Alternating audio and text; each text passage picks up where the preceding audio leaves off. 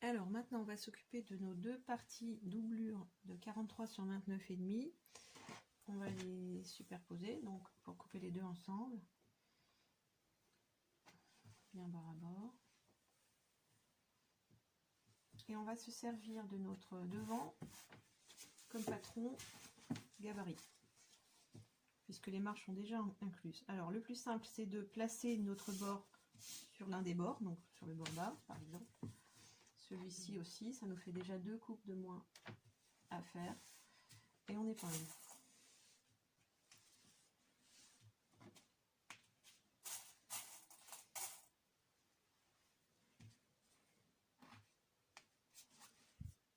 Voilà, j'ai épinglé, je vais découper. J'en profite pour égaliser quand il y a des petits décalages.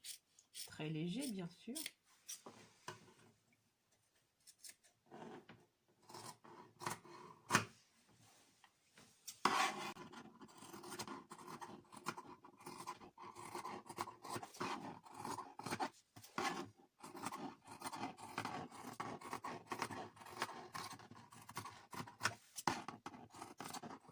Voilà. On désépingle. Et on va maintenant placer la fermeture, la grande, celle de 40 ou 45 cm. Si elle fait un peu plus, c'est pas grave, au contraire. Donc là, maintenant, on va placer cette fermeture, endroit de fermeture contre endroit du devant, bord à bord. Donc moi, je la place en 2 étapes. Je ne faufile pas, mais je fais 2 coutures. Donc la première, sur l'endroit du tissu.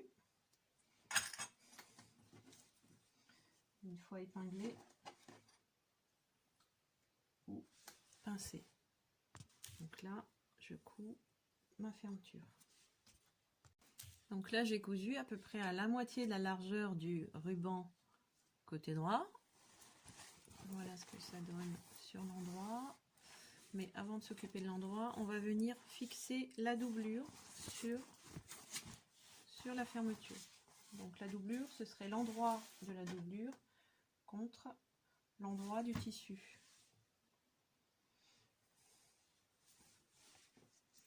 Donc endroit contre endroit. Et même chose. Alors attention à ce que ici les tissus soient bien superposés au niveau des côtés. Donc on va épingler d'abord les côtés. Enfin, d'abord les bouts. Pour pouvoir répartir ensuite. Voilà. Alors une fois épinglé, je vais coudre du côté où on voit la première couture. Et je vais passer exactement dans la même couture. Alors c'est pas interdit d'utiliser des fils de même couleur. Moi j'ai pris du jaune pour que vous voyez bien. Sur le rouge, sur le bleu canard. Donc là on va coudre à nouveau. Voilà, donc là on a pris en sandwich notre fermeture entre les 2 épaisseurs sur un des bords. Donc maintenant on va préparer l'autre bord.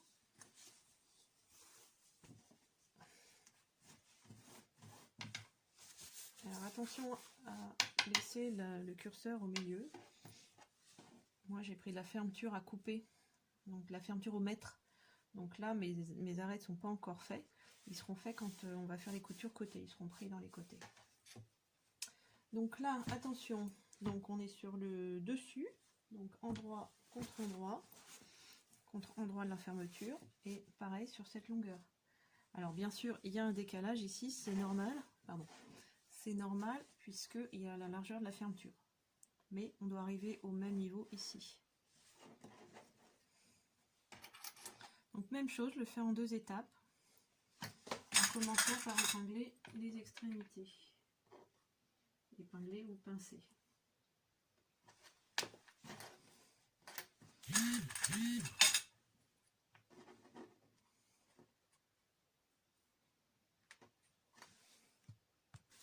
Et rebelote pour la dernière partie de la doublure. Donc endroit contre endroit de la doublure. Là mes doublures ont le même aspect à l'extérieur, enfin sur l'endroit et sur l'envers, mais il se peut que vous ayez des tissus différents, donc il faut y faire attention.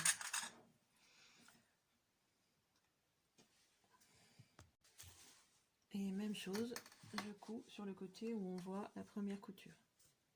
Alors, on obtient un joli papillon avec le tissu extérieur, la fermeture, la doublure.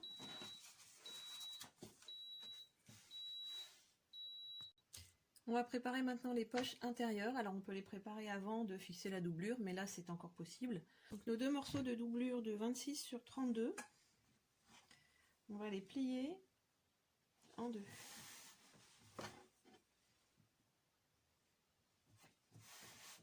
Voilà, et on va coudre à 1 cm du bord sur les trois côtés en laissant une ouverture sur le grand côté, donc une ouverture de 5 cm environ pour pouvoir retourner.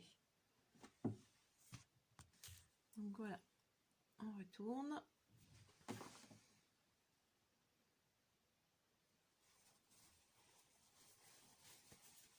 Donc pour retourner proprement les coins, les angles, on peut plier sur la couture. Donc là, on plie l'angle droit sur la couture et on va le tenir entre le pouce et l'index pour qu'il reste bien à plat quand je vais retourner. Et ça va permettre d'avoir un angle à peu près propre.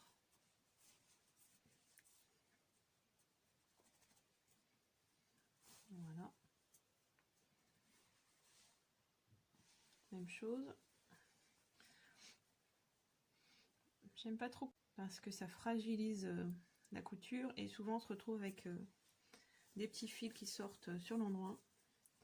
Donc je préfère le système de pliage. Voilà, en plus, si on se trompe, on n'a pas coupé, donc on peut toujours rattraper. Voilà. Le troisième, donc je plie vraiment une fois et encore une fois pour faire un pliage très plat au niveau de l'angle. Je passe mon index à l'intérieur et je maintiens avec le pouce. Et ensuite, je retourne en poussant le coin dans l'angle. Voilà, c'est un petit coup de main à prendre. Et ça donne des angles bien nets.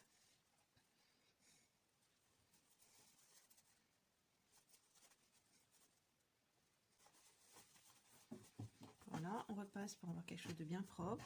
Et on ne referme pas tout de suite parce qu'on va venir refermer en plaquant la poche sur la doublure. Une autre possibilité par rapport aux angles, c'est qu'on peut aussi repasser sur les coutures. Donc on plie la marge de couture sur l'intérieur, bien à plat, et on superpose comme j'ai fait, mais au fer à repasser, pour avoir vraiment quelque chose de pré-plié, et ça va nous aider à former les angles quand on va retourner. Voilà, nos deux poches sont prêtes. On va les plaquer en laissant l'ouverture qui est ici sur le bas de la poche. Donc on va venir coudre les trois côtés. On peut éventuellement faire des séparations si vous voulez une poche à plusieurs compartiments. Donc c'est possible. Alors pour placer la poche bien droite, bien sûr, on repère toujours les milieux de l'endroit où on veut plaquer la poche ainsi que le milieu de la poche. On aligne. Et là, on va placer la poche à, je dirais, 4 cm du bord, 5 cm du bord du bas. Donc on vérifie qu'on a bien 5 de chaque côté. Voilà. On épingle les trois côtés. Et là, mettons que je vais faire des compartiments sur cette partie-là. Je vais mesurer en haut et en bas. Donc je vais faire un compartiment de 8 par exemple. Je vais tracer la ligne parce qu'on va vraiment coudre dessus. Voilà, et le deuxième compartiment restera un petit peu plus grand. On peut en faire plusieurs, on peut en faire des plus étroits pour mettre les stylos par exemple. Moi, ça me convient comme ça. Donc là, on va coudre ces trois côtés et cette ligne. Cette ligne, on la coudra dans ce sens. Si on la prend comme ça, on risque d'avoir un pli en arrivant ici. Alors bien sûr, je précise, mais on ne prend que la doublure. On ne prend pas du tout la partie de tissu, donc elle est repliée de l'autre côté. Donc là, je prends que la doublure avec la poche.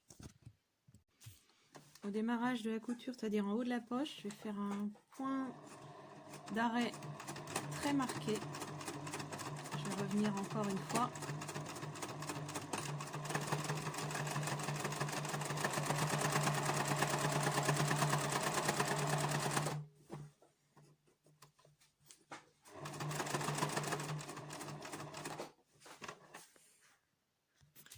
Et quand j'arrive au niveau de l'ouverture ici, je fais bien attention que toutes mes couches soient bien superposées, tous mes tissus soient bien superposés et que je prenne tout en restant assez près du pied. Et même chose, point d'arrêt, bien insister à l'arrivée. Voilà, donc il me reste ma couture de compartiment à faire et donc je vais la commencer par le fond pour éviter d'avoir un pli qui risquerait de s'accumuler et de se former en bas de la poche. Là sur le haut ça reste ouvert.